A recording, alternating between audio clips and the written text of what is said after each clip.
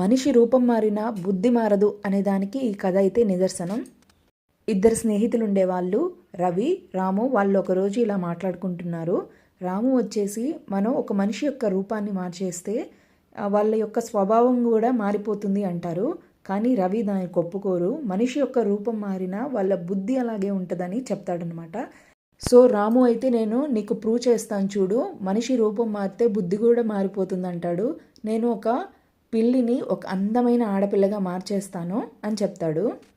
చిన్నగా మార్చేసిన తర్వాత ఆ పాపని ఒక వ్యాపారవేత్త దత్తత తీసుకుంటాడనమాట.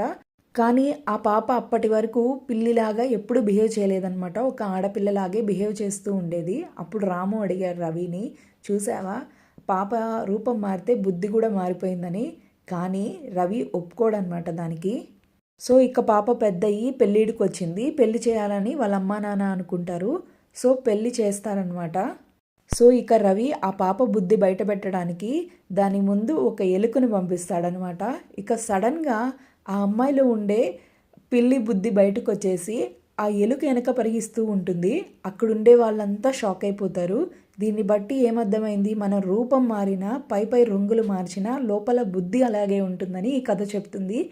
ఇలాంటి స్టోరీస్ కావాలి అంటే నా ఛానల్ని సబ్స్క్రైబ్ చేసుకోండి.